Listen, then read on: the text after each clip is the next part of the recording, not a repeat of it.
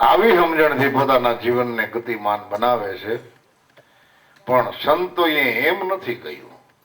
એની વાણીમાં, વર્તનમાં અને એ વાતમાં કંઈક અલગ દ્રષ્ટિ છે.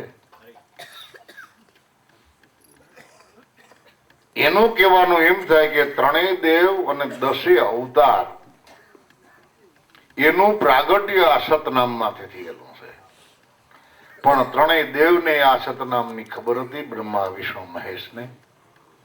એટલે એને આધીન રહીને બ્રહ્માજીએ આ સૃષ્ટિનું સર્જન કર્યું. એ સતનામને આધીન રહીને વિષ્ણુ ભગવાને ભરણભક્ષણ કર્યું. અને એ સદગુરુના સતવચનને આધીન રહીને મહાદેવે આઘાત એટલે સહાય કરી. ઘણા કે મહાદેવ સહાર કરે, સહાર નથી કરતા, કોઈને મારી નથી નાખતા, સહાય કરે છે. આઘાત એટલે ગતિ આવે. એને આ વાતની ખબર છે. પણ આપણને વચન મળ્યું ને વચનને જો ન તપાસ્યું તો આપણે એમ કહીએ કે મને જે મળ્યું ને એ બ્રહ્માને ખબર નથી ને વિષ્ણુને ખબર નથી, અને 10 અવતાર જે ભગવાનના હતા એને ખબર નથી. અને પૂરા જે ખોજીલા પુરુષો હતા, ઘટ ભીતરના જે ધ્યાની હતા, એને કહ્યું કે તીનું દેવ ને 10 અવતારા વાકુ ગમ ન ભાઈ. બધા ભગવાનના અવતાર થવાનું મૂળ ઠેકાણું સતનામ છે. એમાંથી અનંત ને અપાર પરમાત્માના અવતાર થયા. એ અનુભવ થાય ત્યારે અલગ પુરુષના સોહમ અવતારા ઈ પદ જે ઓળખે ઈ છે સદગુરુ મારા. સતના મંદિરમાં કે ધર્મના દીવા, તમે 68 તીરથ ફરી આવો, તમને ક્યાંય નહીં મળે એવા. તોરલબાઈએ જેસલને શિખામણ આપી કે તને જે આ દેહ દેખાય છે ને, એ દેહ નથી, એ અવતાર સોહમ પુરુષનો છે. આખા જગતમાં જેની ચેતના છે, શબ્દ સ્વરૂપે જે વિલસીરિયેલો છે, એનો અવતાર છે. એ અલગ પુરુષ છે. એને તમે મનુષ્ય રૂપે ન જોતા, એની પરિસ્થિતિ હમો નહીં જોતા, નકે ભૂલા પડી જાઓ. એટલે અલગ પુરુષના સોહમ અવતારા ઈ પદ જે સેવે, પરખાવે, ઈ છે સદગુરુ મારા. અને ઈ સતના મંદિરમાં તમારો દેહ ઈ સત્યનું મંદિર છે. એ સતના મંદિરમાં ધર્મના દીવા, એનો પ્રકાશ છે, એની જ્યોત જાગેલી છે. અને એને સમજવા માટે તમે ફરી આવો 68 તીરથ. પોતા ફફોરી નાખો, કર્મ માર્ગને ફફોરી નાખો તો એ નહીં મળે. માટે હે જેસલજી, બિંદુ બરાબર મતીને જાણો. અનંત ને અપાર જે સંતો સિદ્ધ્યા છે ને, ઈ ધર્મને પાળો, ઈ ધર્મને વખાણો, ઈ ધર્મને ઓળખો. કે જેણીએ એ ધર્મ જાણ્યો છે એમાં તો નાયક ભાત કે ગમે તે પરિસ્થિતિ હોય ને બધું ઉધાર થયેલો છે. ઈ ધર્મને તમે એનું પાલન કરો. જો તમે અમારી સંગે ચાલ્યા હોવ તો તમે ગુપત ગંગાજીને તમારા ઘટમાંથી, બ્રહ્માંડમાંથી વાળો. તો જે ગંગાજીનો જે પ્રવાહ સંતોના ગગન મંડળમાંથી જે પ્રગટ થાય છે, એ સદગુરુદેવની કૃપા બોલે છે. તમે કે હું બોલી શકવાના નથી. આપણે આપણા ડાપણથી કે આપણી બુદ્ધિથી કદાચ વાત કરો તો એ વાતનો અંત આવી જાય ઘણા. પણ કદાચ સંતોને જો ઓળપ હોય અને આપણે સાંભળવાની જ ઓળપ હોય તો 8 દી સુધી એક ધારા બોલે તો એના મુખમાંથી જે વાત નીકળી પાછી તમને 8મી દી સાંભળવા ન મળે. કારણ કે અખંડ ખજાનો છે. એને જ મહાપુરુષોએ ટંકશાળ કહી. રેણીને કેરણી પાનબાઈજીને ટંકશાળ કહી.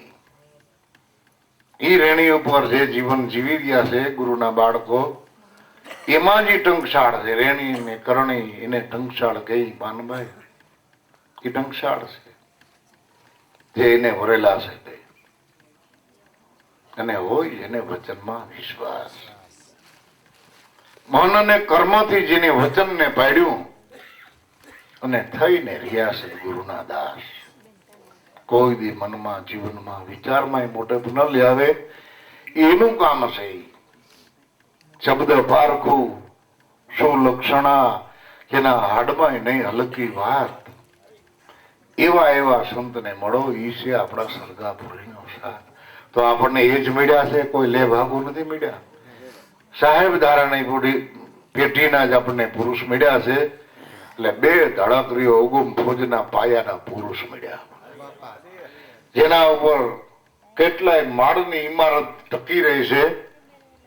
એટલે ઇમારત દેખાય પણ પાયામાં જે પીડ્યો છે ને પુરુષ દેખાતો. આખી ઇમારત આખો બંગલો કેને આધારે છે? ઈનો પાયો છે.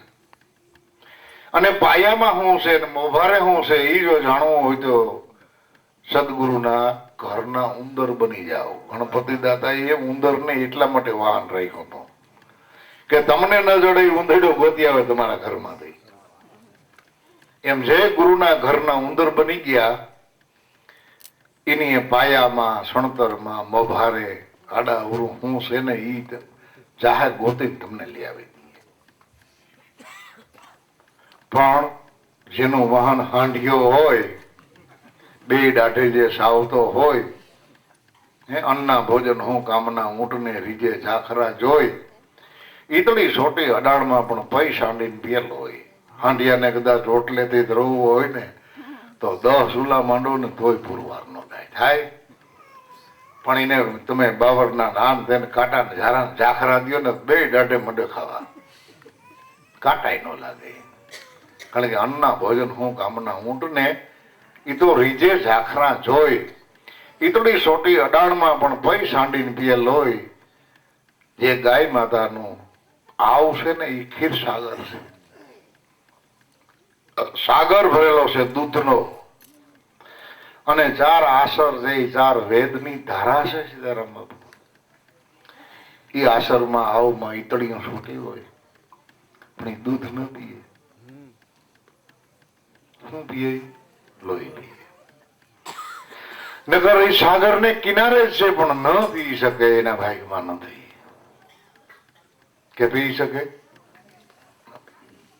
એમ હાંડિયો જેનું વાહન હોય, હાંડિયા જેવું જેનું મન હોય.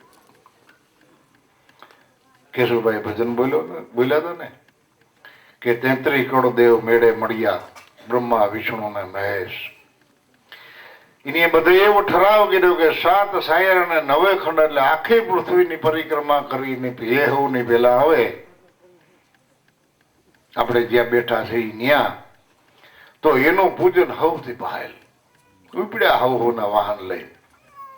કોઈ હાંડિયા, કોઈ હાવી, કોઈ કુકડા, કોઈ મોરલા. જેના જે વાહન લઈને ભેગા હતા એ અમુક તો હજી નથી આવ્યા. ક્યાંથી આયલા એ જ ને ખબર નથી. બિચારા ક્યાંથી ઠેકાણું તો ગોતે જ, પણ આપણે ક્યાંથી હાલતા એ જ ખબર નથી. હજી એમને ગુમરાહ ફરે છે.